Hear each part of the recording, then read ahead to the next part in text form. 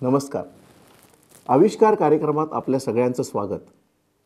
आविष्कार नावाचं संशोधनाला वाव देणारं हक्काचं व्यासपीठ 2006 सालापासून महाराष्ट्राला मिळालं. आविष्कार संशोधन स्पर्धा नेमकी काय आहे, त्याचा उद्देश काय आहे, हे प्रथम आपण जाणून घेऊयात. आविष्कार हा आपल्या महाराष्ट्र शासनाने उच्च शिक्षण संस्थात शिकणाऱ्या विद्यार्थ्यांसाठी सुरू केलेला एक अत्यंत महत्त्वाकांक्षी प्रकल्प आहे.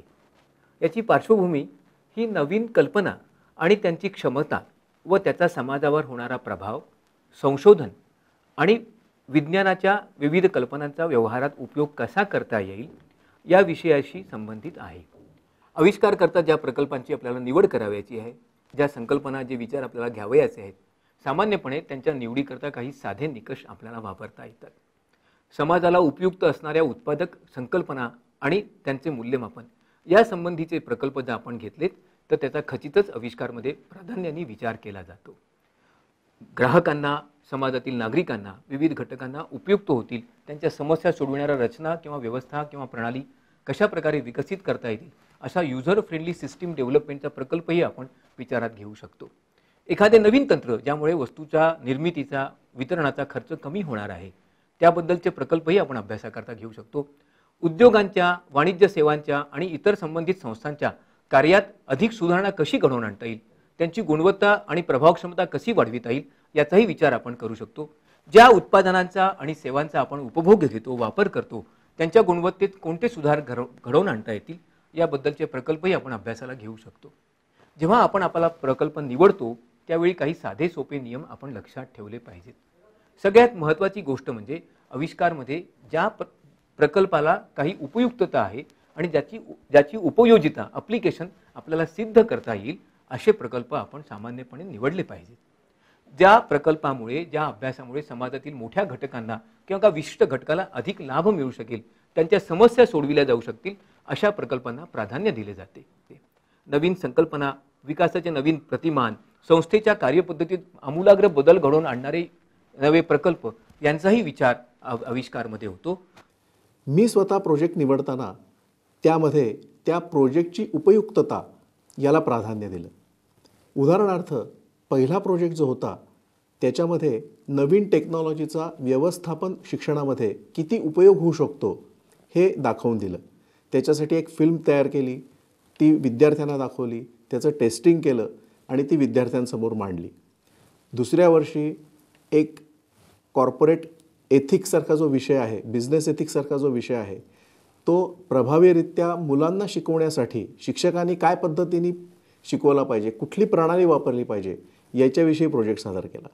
आता हे दोन्ही प्रोजेक्ट हे त्या वेळच्या परिस्थितीनुसार अत्यंत आवश्यक असेच होते आणि त्यामुळंच त्याला प्राधान्य दिलं गेलं आणि त्याला पारितोषिक देखील मिळालं.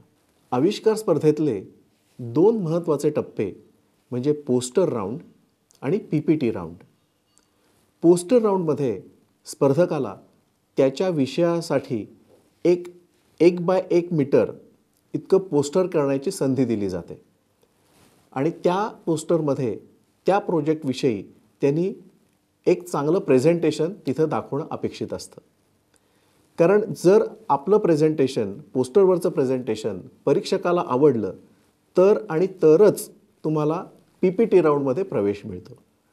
त्याच्यामध्ये PPT राऊंडमध्ये तुम्हाला अधिक तपशीलवारपणे तुम्हाला प्रोजेक्ट सादर करायची संधी मिळते, परंतु त्याच्यासाठी पोस्टर राऊंड क्रॉस करणं हे फार महत्त्वाचं असतं. मग ते पोस्टर कसं असलं पाहिजे, तर ते जास्तीत जास्त आकर्षक वाटलं पाहिजे.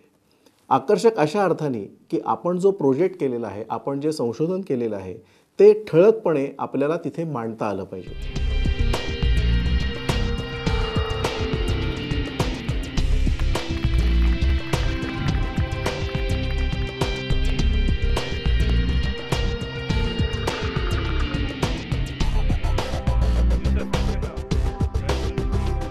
पोस्टर राऊंड नंतरचा राऊंड असतो PPT राऊंड.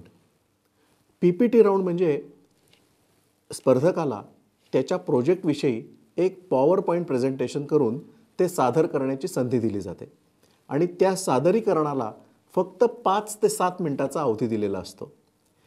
ह्याच्यासाठी आपलं PPT प्रेझेंटेशन हे कसं असलं पाहिजे हे फार महत्त्वाचं आहे.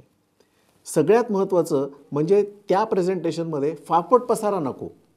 म्हणजे त्याच्यामध्ये खूप डिटेलिंग असं अपेक्षित नसतं. म्हणजे मी संशोधन प्रकल्प कसा सुचला, मग त्याच्यासाठी मी काय पद्धतीचं काम केलं, मग त्याला मला काय अडचणी आल्या, या सगळ्या गोष्टी त्याच्यामध्ये सांगणं अपेक्षित नसतं. तर तुम्ही जे संशोधन केलेलं आहे त्याची आकडेवारी, त्याचबरोबर आलेले निष्कर्ष ठळकपणे हे या PPT राऊंडमध्ये आपल्याला प्रेझेंट करता आले पाहिजे. आविष्कार स्पर्धेत ज्यांनी पारितोषिक मिळवलं त्यांनी त्यांचे प्रोजेक्ट नेमके कसे तयार केले, त्यांना काय अनुभव आले, हे आता आपण जाणून घेऊयात. मी आविष्कार 2011 आणि 2012चा फार्मसी अँड मेडिसिन कॅटेगरीमधला विनर. माझा जो 2012मधला प्रोजेक्ट होता तो development of 3 dimensional biodegradable 3D स्कॅफोल्डवर होता. हे जे स्कॅफोल्ड किंवा हा जो प्रोजेक्ट जो मी डेव्हलप केलेला होता हा आविष्कारला डोळ्यासमोर ठेवूनच डेव्हलप केलेला होता.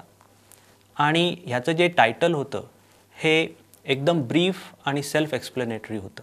कारण अशा पद्धतीचं जे टायटल आहे तेच एक्झामिनर्सच्या मनामध्ये नेहमी राहतं आणि ती एक यशाची चावी होऊ शकते.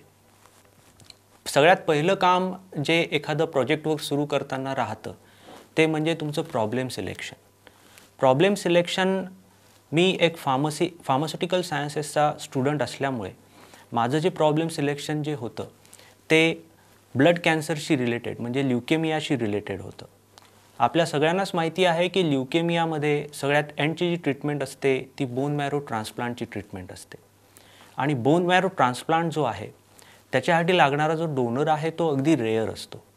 त्यामुळे माझ्या डोक्यामध्ये ही आयडिया आली की आपण अशा पद्धतीचे डोनर सारखे सर्च करत बसण्यापेक्षा अशा पद्धतीचा जो डोनर्सचा बोन मॅरो असतो तो 3 डायमेन्शनल स्कॅफोल्डमध्ये ग्रो करून त्याला जर प्रिझर्व केलं तर ज्यावेळेस पेशंटला गरज असेल त्यावेळेस आपण त्याला तो बोन मॅरो प्रोव्हाइड करू शकतो. आणि अशाच पद्धतीने ही जी आयडिया माझ्या डोक्यात आली त्याच्यावरनं मी माझा प्रोजेक्ट डिझाईन केला. आविष्कार स्पर्धेतला सहभाग ही संशोधनातली पहिली पायरी मानली गेली पाहिजे. याचं कारण असं, आविष्कार स्पर्धा ही त्या स्पर्धकाला संशोधन कसं असावं, प्रोजेक्ट कसा निवडावा, तो कसा मांडावा याचं शास्त्रशुद्ध एक ट्रेनिंग, एक संधी अशी देत असतं.